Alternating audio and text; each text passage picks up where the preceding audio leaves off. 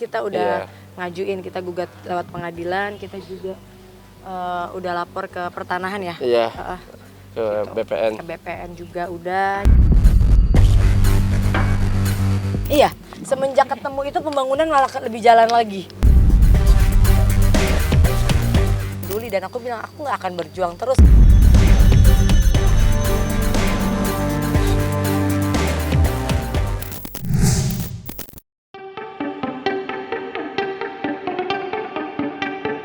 Artis sekaligus penyanyi Ashanty baru-baru ini menjadi sorotan publik usai mendatangi tanah sengketa peninggalan ayahnya di Cinangka, Depok yang diduga diserobot pihak lain sehingga muncul dua kepemilikan sertifikat. Menurut Ashanty, tanah seluas lebih dari 6.000 meter peninggalan orang tuanya sudah lama disengketakan.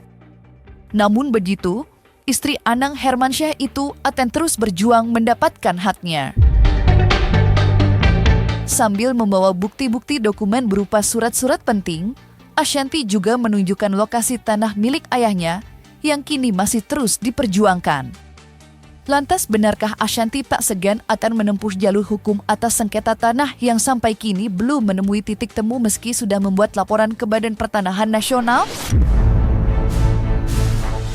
Ini surat-surat aku semua juga, aku udah lengkap banget bawa semua surat. Jadi memang waktu itu papaku beli tanah di sini tuh kayak ada 5 tempat yang berbeda. Dengan yang 2 ini suratnya 1, yang 3 yang masih ada, yang 1 dulu udah hilang zaman aku ini karena nggak diurus. Dan aku bilang aku nggak akan berjuang terus karena ya kamu mau bangun perumahan kayak apa juga akan aku kejar terus gitu, dan orang nggak akan ada yang mau beli rumahnya, orang rumah tanah dari tanah sengketa, aku bilang gitu kan.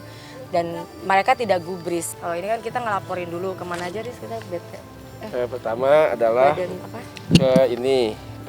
kita ajakan gugatan. Gugatan dulu. Kita Pengadilan. ada beberapa tempat kita udah ngajuin, kita gugat lewat pengadilan, kita juga udah lapor ke pertanahan ya. Iya. Ke Gitu. BPN. Ke BPN juga udah. Ya nanti di persidangan. Ya nanti gini, semua biar dibuktikan di persidangan.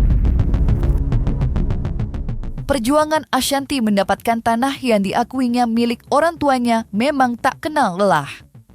Sudah 3 tahun polemik berlangsung. Namun yang membuat Ashanty tak habis pikir ialah saat tanah yang masih disengketakan, namun pihak yang mengakuinya terus melakukan pembangunan perumahan. Tindakan sepihak itulah yang membuat Ashanty meradang. Iya, semenjak ketemu itu pembangunan malah lebih jalan lagi. Pertemuan sekali doang, abis itu yang sering ketemu Mas Haris. Terus aku bilang, Riz, ngapain sering-sering ketemu sama dia kalau emang gak ada nggak ada solusi yang bagus gitu, ngapain ketemu doang. Dulu udah 3-4 tahun lalu kalau rembukan, dari sebelum Covid malah. Iya. Apapun yang kamu lakukan itu pasti panas, yang namanya warisan orang. Dan kalau kamu mungkin kemarin nggak tahu, mungkin aku masih bisa mewajarkan bahwa namanya dia beli dari orang ya dia beli aja. Ini dia udah tahu bahwa ada 2 kepemilikan, dia bahkan datang ke rumah saya, bahkan dia juga menego-nego Mas Haris, terus tiba-tiba hilang dan tetap membangun. Artinya memang orang ini tidak sesuai dengan apa yang aku pikirkan. Karena aku pikir tadinya dia baik, mau komunikasi, mau buka komunikasi gitu, dan sekarang malah yang komunikasi sama kita terus malah si bapak yang punya tanah sama ini yang ngejual ke dia. Bapak ini bilangnya juga aku belum dibayar bilangnya ya, baru di DP juga, belum dibayar, tapi kok baru DP udah pembangunan, udah bikin begini. Aku juga nggak ngerti deh mana yang benar mana yang enggak, tapi ya percaya bahwa yang namanya kebenaran pasti akan menemukan jalan. Ya kalau developernya dia ya iyalah. Upaya Ashanty berjuang mendapatkan tanahnya di Cinangka semata-mata bukan tentang uang, melainkan historis dan kenangan.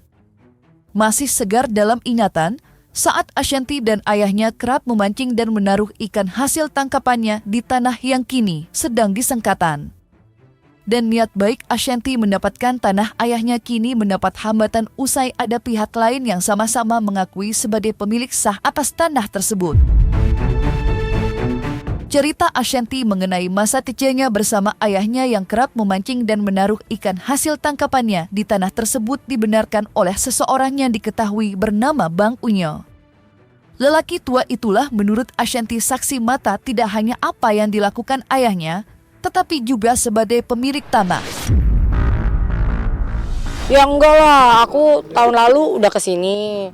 Pemain kecil sering kesini, beberapa tahun lalu juga kesini gitu. Jadi kita lumayan, kalau waktu papa almarhum masih ada ya sering, tapi kalau yang papa udah nggak ada ya nggak. Karena kan masih, tadinya aku tuh memang pengen bikin sesuatu atas nama almarhum mamahku di sini. Jadi ada yang mau aku lakukan gitu, jadi sia-sia tuh. Nah dulu Balong ini tuh tempat kita kalau kecil suka diajak mancing sama papaku gitu. Jadi kalau waktu kecil gitu karena ketemu papaku susah, jadi kalau misalnya papaku lagi mau ketemu ya kita suka diajak mancing ya di sini gitu. Terus nanti hasil ininya ada saung di situ dulu tapi udah nggak ada, diminta bakarin sama dulu ada yang jaga namanya Mas Unyil. Bapak Unyil ini dulu yang jaga tanah dari zaman papaku masih hidup, Pak Sucahyo.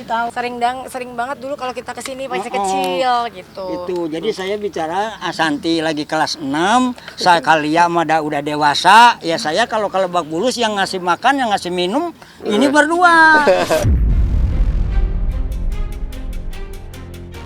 Buah jatuh tidak jauh dari pohonnya. Kebiasaan ayahnya berinvestasi membeli tanah juga menurun pada Ashanti. Sayangnya kebiasaan investasi yang dilakukan Ashanti mendapat tentang keras dari sang suami, Anang Hermansyah. Ya, Anang tidak setuju dengan investasi yang dilakukan istrinya. Mengingat membeli tanah bukan perkara gampang. Ada banyak hal yang harus dipertimbangkan mulai dari lokasi hingga harga. Bahkan tak jarang suami istri itu terlibat perdebatan mengenai tanah yang akan dibeli. Dan seperti inilah keseruan Ashanti dan suaminya Anang saat berbincang mengenai investasi tanah. Bali, lihat ini, lihat tanah.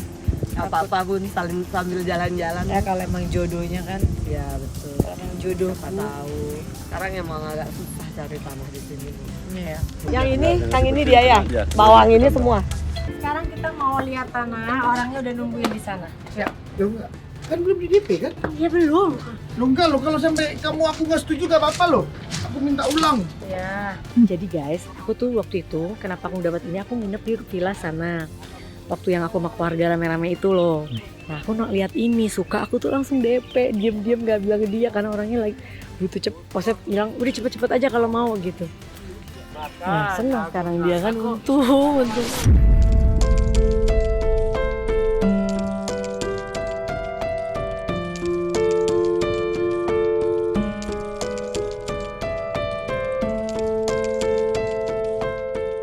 Nah, selesai sudah.